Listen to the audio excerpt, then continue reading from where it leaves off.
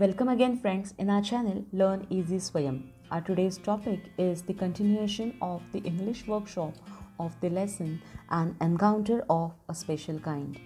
विद्यार्थी मित्रांनो, मी जसं मागे सांगितलं तसं हा आपला पुढचा व्हिडिओ म्हणजे an encounter of a special kind या पाठाचा वर्कशॉपचा दुसरा भाग आहे. कारण हे वर्कशॉप बरंच मोठं आहे पण तितकंच महत्त्वाचं आहे हे मी सांगितलं होतं. पहिल्या भागामध्ये वर्कशॉपच्या मी छोटे प्रश्न जे आहेत ते पूर्ण केलेले आहेत. आता हा जो वर्कशॉप आहे हा जवळजवळ तुम्ही बघताय personal response question, answer in your on word, mother child relationship आणि बर्ड्स अँड ॲनिमल्स या पॅरेग्राफवर आधारित असणार आहे. चला तर मग आपण आपला हा व्हिडिओ सुरू करूयात. Before that, kindly subscribe my channel to get the further updates. Kindly give comments. If you like my attempt, kindly share it and write your comments because these comments are precious for me. तुम्ही दिलेल्या सूचना ज्या आहेत, तुम्ही केलेल्या comments ज्या आहेत त्या नक्कीच माझ्यासाठी महत्त्वपूर्ण आहेत. त्यामुळे नक्की कमेंट करून कळवा व्हिडिओ कसा वाटला ते. So here we are going to start with our session. Just see your question number 3. Write in your own word. आता मुलांनो मी इथे सुरुवातीला क्लिअर करते, मग मी इंग्रजीच्या ओघामध्ये परत मराठीवर येणार नाही. कारण बघा पहिला आणि दुसरा प्रश्न जो आहे तो प्रश्न आणि त्या प्रश्नामध्ये मी काही महत्त्वाचे हायलाईट केलेले पॉईंट्स जे आहेत त्या पॉईंट्सवरनं आपलं उत्तर कसं तयार होतं आहे किंवा तुम्ही काय टाळायचं आहे उत्तर लिहिताना आणि प्रश्नामधल्या कोणत्या भागाचा उत्तरात उपयोग करायचा आहे हे सगळं व्यवस्थित लक्षात ठेवायचं आहे आणि तुमच्या शब्दामध्ये उत्तर लिहिणं अपेक्षित आहे. त्यामुळे बघा मागे पहिल्या व्हिडिओमध्ये वर्कशॉपच्या पहिल्या व्हिडिओमध्ये स्टोरी तर मी मराठी आणि इंग्रजीमधनं स्पष्ट केलेलीच आहे, पण वर्कशॉपचा जो आपला पहिला भाग आहे त्या पहिल्या भागामध्ये मी तुम्हाला स्टोरीचा क्रम लक्षात ठेवा सांगितला होता.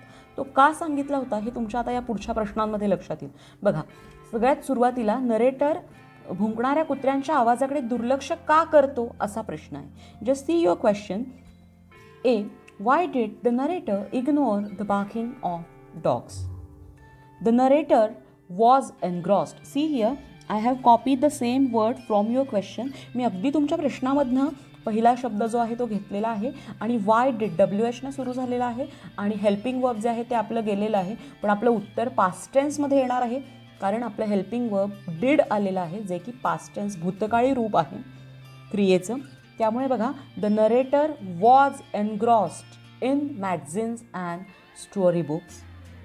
म्हणून त्यानं त्या भुंकणाऱ्या कुत्र्यांकडे दुर्लक्ष केलं कारण तो वाचनामध्ये गर्क झालेला होता. पुढे बघा B. Because he thought that the dogs might have attacked on hapless pig.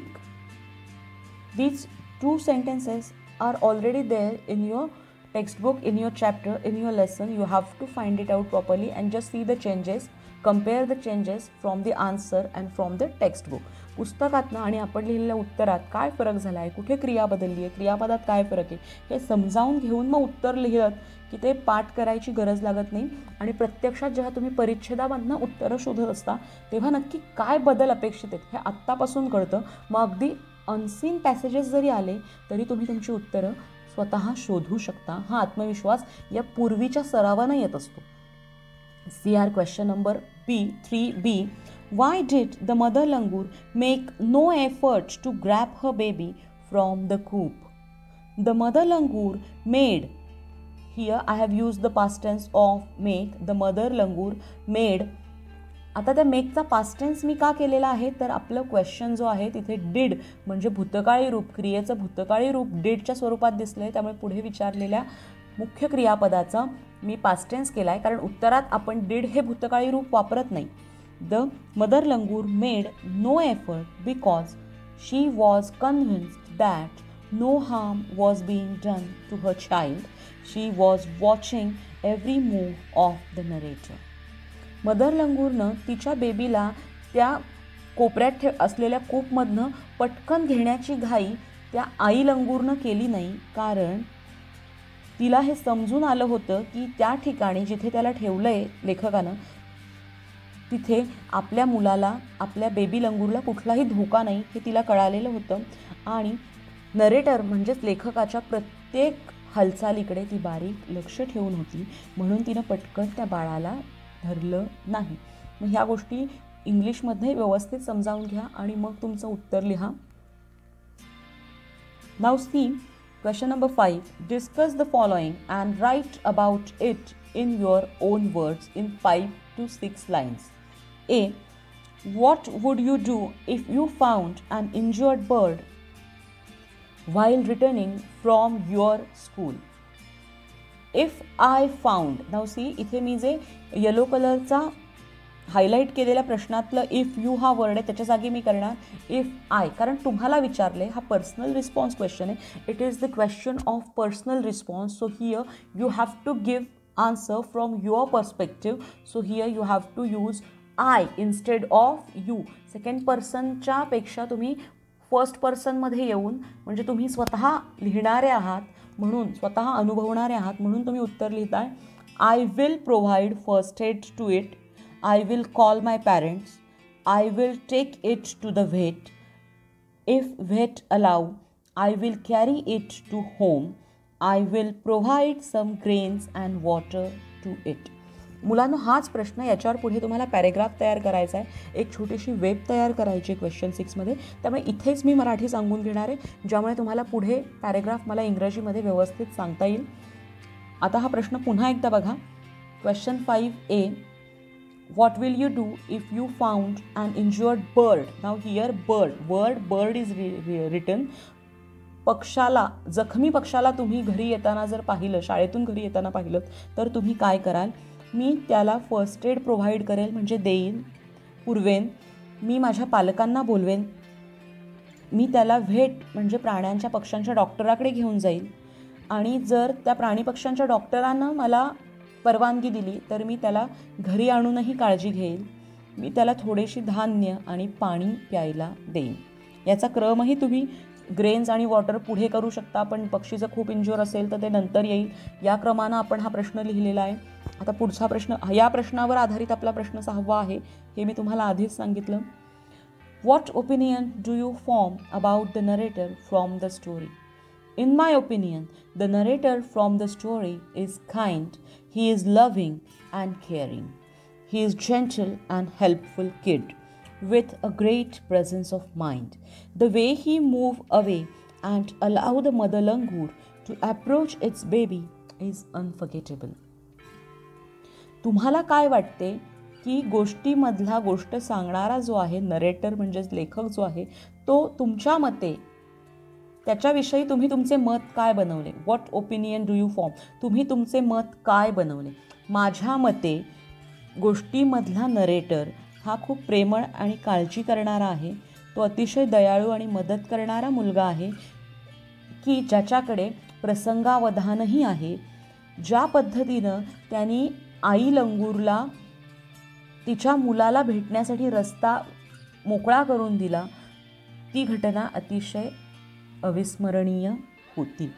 या अर्थानं मी हे उत्तर लिहिले. तुम्ही म्हणाल, बाई या प्रश्नांची उत्तरं मराठीत का सांगतायत? Because these questions are related with our writing skill questions and in the next slide we suppose to frame the paragraphs based on or related, somehow related with the same 4 questions, question number 3 and question number 5.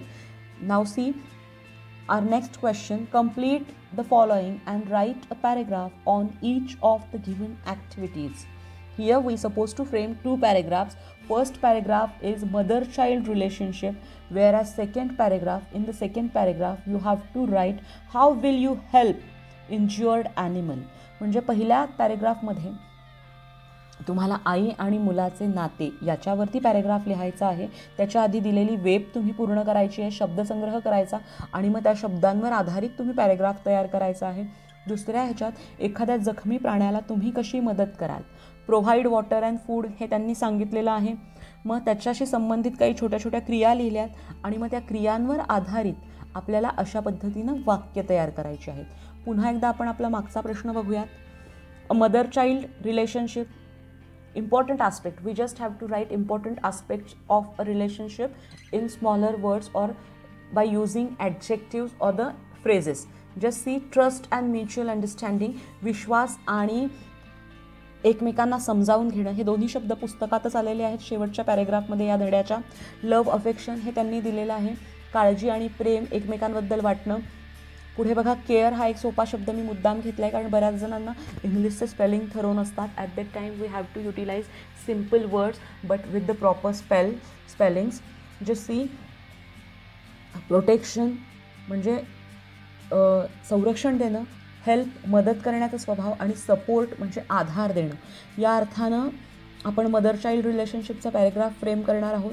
तर injured animal, मागे question 5मधला P question injured bird, तुम्ही घरी येताना injured बर्डला जर पाहिलं, sorry question 5A होता I think तो प्रश्न. इंज्युअर्ड बर्ड घरी येताना पाहिलात तर तुम्ही काय कराल. तसंच आता इंज्युअर्ड ॲनिमल म्हणजे जखमी प्राणी, मागे जखमी पक्षाबद्दल आपण पाहिलं. Now we suppose to write about the injured animal. काय कराल, तर इथे समहाऊ सिमिलरच मी घेतलेले आहेत जेणेकरून पॅरेग्राफची रिव्हिजन व्यवस्थित होईल. प्रोव्हाइड फर्स्ट एड पुरवेल. Take it to the vet म्हणजे प्राणी पक्ष्यांच्या डॉक्टरांकडे नेईल. Provide water and food. Take care, protect and secure them by providing shelter. त्यांची काळजी घेईल, त्यांना संरक्षण देईल, त्यांना निवारा देऊन त्यांना संरक्षण देईल. या अर्थानं छोटे छोटे संदर्भ मी घेतले आहेत. And on the basis of these web we are going to frame the paragraph. Just the mother child relationship. Here I am not going to explain anything in Marathi because mother and child relationship and the words, particular English words, we have well known words, or the we heard these words many times and we are hearing these words right now, and in future also these words are useful, so it is better to recall these words in English first. Just see the paragraph. Mother child relationship. Mother child relationship is special and adorable. She supports and encourages us every step of her life. Her every work, persistence, devotion, dedication, conduct is an inspiration. Mother taught us how to walk, speak, and take care of ourselves. Not only mother, but also father built unconditional bond of trust and mutual understanding with their kids. No doubt they pour love on the kids abundantly. बघा, आई आणि मुलं हे जे नातं असतं ते खूप special आणि ॲडॉरेबल म्हणजे मौल्यवान असतं. ती आपल्याला नेहमी आधार देत असते, आपल्याला धीर देत असते. तिच्या आयुष्यातलं प्रत्येक पाऊल, तिनं केलेलं प्रत्येक काम हे आपल्याला सातत्य आणि तिचं वागणं जे आहे तो तिचा रोजचा कंडक्ट म्हणजे तिचं रोजचं बिहेवियर जे आहे ते तिच्या वागण्याचा तिचा स्वभाव, या स्वभावाची आपल्या पुढे एक प्रेरणा म्हणून आपण नेहमी तिचा स्वभाव, तिचं वागणं, तिचा त्याग आपण पाहत असतो. ती आपल्याला कसं चालायचं, कसं बोलायचं, आपली काळजी कशी करायची हे तर शिकवतेच. फक्त आईच नाही तर आपले वडील यांच्यामध्येही एक अनामिक, अनकंडिशनल म्हणजे ज्याच्यात कुठलीही अट नाही, कसलीही अट नसलेला एक बंध जो की विश्वासाचा आणि परस्पर समजुतीचा आई वडील आणि मुलांमध्ये तयार झालेला असतो. आणि निश्चितच याच्यात कुठलीही शंका नाही की ते आपल्या मुलांवर नेहमी प्रेमाची बरसात करत असतात. मुलांनो, मागे वेबमध्ये मी अत्यंत सोपे शब्द वापरले, पण पॅरेग्राफ देताना मी थोडासा डिफिकल्टी लेवल यूज करून दिलेला आहे. कारण काय होतं, आपण आता पूर्वतयारी करतो आहे, त्यामुळे हे अशा पद्धतीचे पॅरेग्राफ आणि शिवाय सोप्या वाक्यांचा उपयोग जर केला तर रायटिंग स्किलमध्ये जास्तीत जास्त मार्क मिळतात. म्हणून पॅरेग्राफ जराही अवघड न वाटू घेता थोडीशी रिव्हिजन करायची आणि सोप्या वाक्यांचा समावेश करून पॅरेग्राफ पूर्ण करायचा. Our next paragraph, write a paragraph and give an appropriate title to it. Use the following points: birds and animals, loyal, serve us, kindness, honest, compassion, loneliness, avoid it, do not hurt, destroy us, protection, security, our best friends, love and affection. बघा, हे जे गुलाबी रंगातली web आहे त्या वेबचा उपयोग करून तुम्ही paragraph लिहिणं गरजेचं आहे. मग या वेबचा उपयोग करून मी कोणत्या पद्धतीनं नाम, सर्वनाम आणि क्रियापदाचा उपयोग केला आहे हे पण तुम्ही इथे बघू शकता. इथे मी कीप, दे आर, शुड. आता व्हाईट रंगाच्या त्या बॉक्समध्ये तुम्ही पाहिलं, we should treat them with love and affection, we should take care of them, we should love them, we should protect them. असे सोपी सोपे वाक्य नुसतं वी शुडनीच तुम्ही या सगळ्या वाक्य तयार करू शकता. आता loyal, kindness, honest, compassion, they are non for loyalty, kindness, honesty, compassion. मग इथे सुद्धा तुम्ही भाववाचक नावाचा उपयोग करून वाक्य तयार करू शकता. अशा पद्धतीनं आता आपण हा पॅरेग्राफ कसा तयार केला आहे ते बघूयात. Birds and animals are best friends. Man's relation with animals is very old. From ancient times they serve us. We should treat them as a human. We should show great love and affection for birds and animals. Birds are special kind of animal species. They are social, friendly and adorable gift of the nature. Pets help us to get rid of boredom. Boredom can be avoided by keeping pets at home. They prove themselves kind and honest. Dog is the finest example of honesty. They protect and secure us by their presence. They do not hurt or destroy us. They are helpful and compassionate. They build unconditional bond of trust and mutual understanding if we show mercy and pour love on them. मुलांनो, paragraph जर तुम्हाला इंग्रजीमधला समजला असेल तर तुमच्या लक्षात आलं असेल मदर चाइल्ड रिलेशनशिपमध्ये सुद्धा मी काही वाक्य खुबीनं वापरली, ज्याचा उपयोग पुन्हा मी इथे केलेला आहे. म्हणजेच रिव्हिजन इंग्रजी सेंटेन्सेसची करताना त्याच्यात कोणते चेंजेस केले ते एखाद्या नवीन पॅरेग्राफमध्ये मी याचा उपयोग करू शकतो, हा आपण विचार केला पाहिजे. या पॅरेग्राफमधलं सगळ्यात पहिलं वाक्य बघा. Pets help us to get rid of boredom. पाळीव प्राणी जे आहेत ते आपल्याला बोर होण्यापासून, कंटाळा येण्यापासून आपली सुटका करतात. कंटाळवाणे वाटण्यापासून सुटका करतात. पाळीव प्राणी आपली कंटाळवाणे वाटण्यापासून सुटका करतात. आता पाळीव प्राणी याच्याऐवजी तुम्ही साधं बुक्स लिहिलं तर पुस्तके आपली कंटाळा येण्यापासून सुटका करतात. पुस्तकांच्या ऐवजी आता तुम्ही मूव्हीज घ्या. मूव्हीज आपली कंटाळा वाटण्यापासून सुटका करतात. स्पोर्ट्स घ्या. म्हणजे अशी काही एक मॅजिकल सेट ऑफ वर्ड्स किंवा सेंटेन्सेस, एक ना प्रिमिटिव्ह सेंटेन्सेस जी म्हणता येतील, जी अगदी मूळ वाक्य असतात, अशी साधारण 15 ते 20 वाक्य आपण आपल्याजवळ ठेवली तर कितीही विषय जरी बदलला तरी त्या बदलत्या विषयानुरूप या वाक्यांचा आपण खुबीनं वापर केला पाहिजे. म्हणजे आपलं स्पेलिंग चुकणार नाही आणि आपल्या रायटिंग स्किलला वेटेज मिळेल, ज्यामुळे 5 आउट ऑफ 3.5 and 4 या चांगल्या मार्किंग स्कीमकडे आपण सहज जाऊ शकतो. अशा पद्धतीनेही विचार करून बघा. आता आपण इथे थांबणार आहोत. आपला नेक्स्ट व्हिडिओ जो आहे तो how to write a news report question number 10 ABC याच्यावर बेस्ड आहे. त्याच्यासाठी नक्की व्हिडिओ पाहत राहा. न्यूज रिपोर्ट हा एक स्वतंत्र म्हणजे परिच्छेद लेखन, वेबचा उपयोग करून परिच्छेद लेखन आणि बातमी लेखन, वृत्तांत लेखन हा एक स्वतंत्र इन्फॉर्मेशन ट्रान्सफरचा प्रकार आहे जो अत्यंत महत्त्वाचा आहे. त्यामुळे तो कसा लिहिला जावा हाही माझा पुढचा व्हिडिओ असणार आहे. निश्चित पाहत राहा. चॅनल लाईक, सबस्क्राईब करा.